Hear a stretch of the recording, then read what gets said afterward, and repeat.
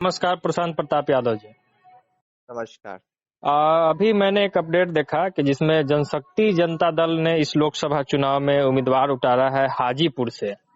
जी तो सबसे पहले तो थोड़ा जनशक्ति जनता दल के बारे में आप बता दें, और ये अचानक से चुनाव लड़ने का जो आप लोगों ने मूड बनाया है, इसके पीछे का कारण अगर आप बता सके तो।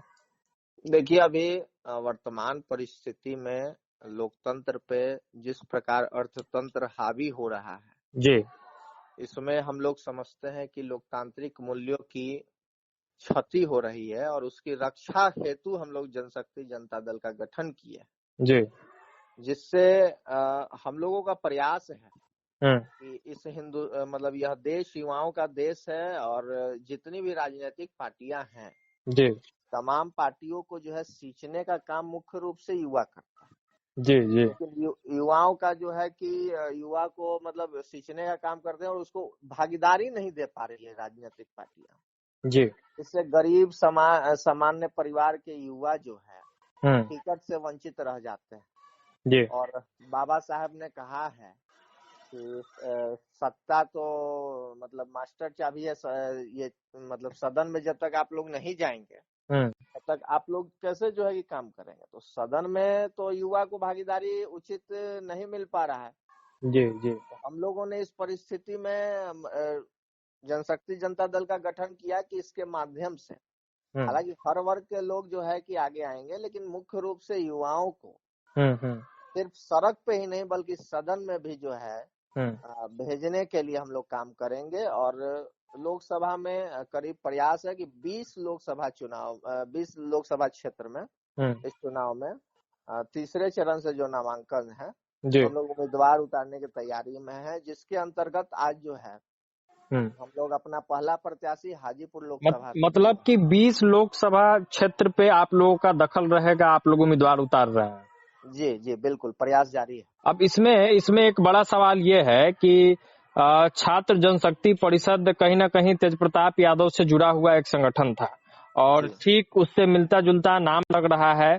और चूंकि आपका भी तेज प्रताप यादव के उस विंग में आपका भी दखल था, आप भी पद पे थे, तो कहीं ये वही छात्र जनशक्ति परिषद तो नहीं है, कहीं इसमें तेज प्रताप यादव का कोई योगदान तो नहीं?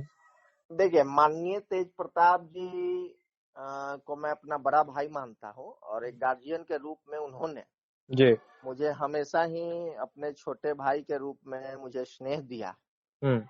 और तेज प्रताप जी से हम लोग का एक व्यक्तिगत लगाव है जी जो कि आजीवन रहेगा। लेकिन राजनीतिक रूप से सबकी अपनी अपनी मर्यादाएं हैं और माननीय तेज प्रताप जी राष्ट्रीय जनता दल के नेता हैं। जी। हम लोग जो नौजवान हम लोग चाहते थे अपना जो राजनीति दृष्टिकोण हम लोग का था, हम लोग देखे कि इस परिस्थिति में एक नई दल का गठन करना जरूरी है। तो हम लोग जो है कि जो नौजवान हैं, जो भी और भी लोग हैं, सब लोग मिलकर इस दल का गठन किए और इस दल से जो है तेज प्रताप जी का वर्तमान में कोई लेना देना नहीं, मतलब किसी भी तरीके का उनका कोई हस्तक्षेप नहीं है। देखिए, हमने आपको बोला ना कि व्यक्तिगत रूप से व्यक्तिगत तौर पे उनसे हम लोग का हमारा जो रिश्ता है, उनको मैं अपना बड़ा भाई और गार्जियन मानता हूँ। लेकिन आप देखे होंगे जनरली कि एक घर में दो भाई चाहे बाप बेटा भी अलग अलग दल से होता है, तो राजनीति में तो सब स्वतंत्र है। नहीं, ये सवाल इसलिए भी उठ रहा है कि मैंने तो एक पॉइंट बता दिया कि ये उससे मिलता जुलता संगठन लग रहा है, लेकिन दूसरा इसलिए भी क्योंकि पिछले चुनाव में भी तेज प्रताप यादव की सक्रियता इस रूप में दिखी थी जब उन्होंने लालू राबड़ी मंच का गठन करके उम्मीदवार उतारने का भी प्रयास किया था, उतारा भी था।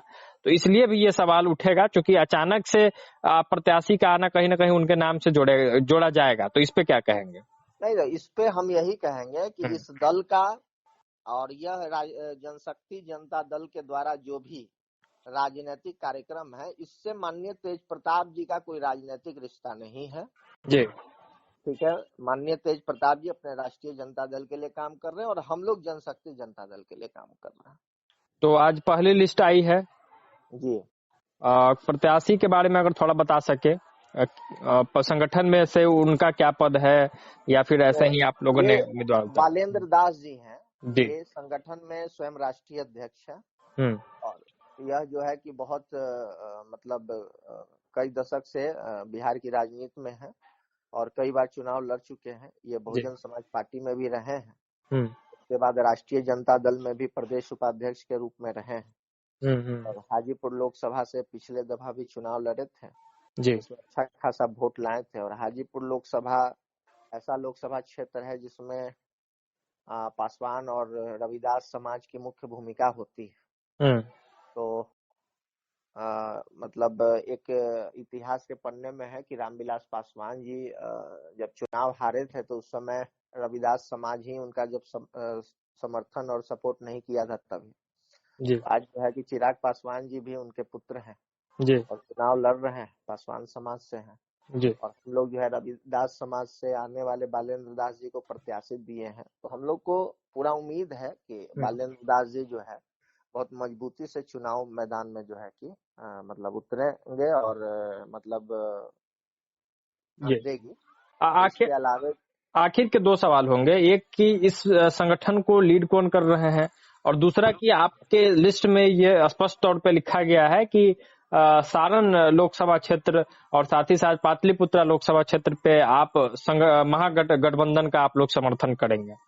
जी, हम लोग की जो केंद्रीय कमेटी है उसकी बैठक में विचार जो बना उसके अकॉर्डिंग हम लोगों ने जो है कि ये नोटिस दिया था कि सारण लोकसभा क्षेत्र और पाटलिपुत्र जो कि पटना की हॉट सीट मानी जाती है, तो पाटलिपुत्र लोकसभा क्षेत्र से जो महागठबंधन इंडिया गठबंधन के उम्मीदवार हैं लोग उनका जो है भरपूर समर्थन देंगे और इन दोनों सीट पे जनशक्ति जनता दल का कोई उम्मीदवार नहीं होगा बल्कि जो इंडिया गठबंधन महागठबंधन की प्रत्याशी है उनका जो है पूरा जो है कि 100% समर्थन हम लोग दे रहे हैं।